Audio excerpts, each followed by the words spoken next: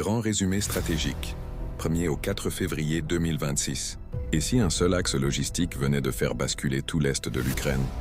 Du 1er au 4 février 2026, entre les jours 1439 et 1442 du conflit, la pression s'est intensifiée sur 10 fronts simultanément. À Gouliaïpol, la route entre Zalinchnoi et Verkhna-Tersa a été coupée. Konstantinovka voit son flanc est progressivement encerclé. Pendant ce temps, plus de 450 drones et S-100 missiles ciblant les infrastructures de l'Ukraine, Kiev, Odessa. Et sur le plan diplomatique, un échange de prisonniers, 157 contre 157, se prépare à Abu Dhabi. Dans ce rapport, on décrypte carte en main les avancées tactiques, les points de rupture et ce qui va vraiment se jouer dans les 7 prochains jours. 1. Front de Zaporizhia. Guerre de position et raid de reconnaissance. Situation. Combat positionnel violent. Tentative russe d'élargir leur zone de contrôle. Infiltrations ukrainiennes. Évolution jour par jour. 1er 2 février. Ralentissement russe, aviation et drones en action. Renforcement russe à Primorsk et Rivne. Groupe de sabotage ukrainien à Mala-Tokmachka. 3-4 février. Combat au sud de Rechnoi.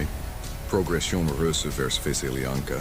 Destruction d'un système bug par drone à Balabino. Combats au sud de Magdalivka. Analyse. Zaporizhia s'enlise dans une guerre de tranchées modernisée, mais la pression russe reste constante pour menacer les arrières ukrainiens. 2. Front de Gouliaïpol, la percée russe majeure. Point chaud absolu. Mai-février. Destruction de la ligne défensive ukrainienne, le long du bassin versant. Gaicher, Verkhna-Tersa. 2 février. Libération de Sviatopetrivka. Progression vers Staroukhaïnka et Tsvetkovka. 3-4 février. Combats acharnés à Zalichnik. Libération de Staroukhaïnka, annoncée par le ministère russe de la Défense. La route entre Zalinchnoi et Verkhna-Tersa est coupée, fragilisant la logistique ukrainienne. Combats violents à Zalinchnoi, sud, et Rozdilovka. Analyse. C'est la rupture tactique la plus significative de ces 4 jours.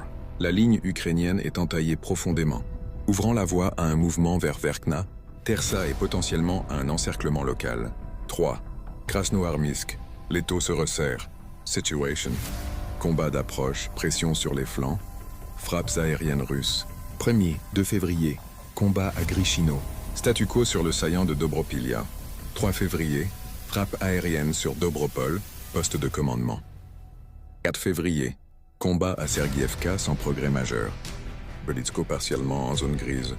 L'ennemi renforce ses arrières à Svetloe, Vodianoye, Krasnoyarskoe. Attaques ukrainiennes sur les voies d'approvisionnement.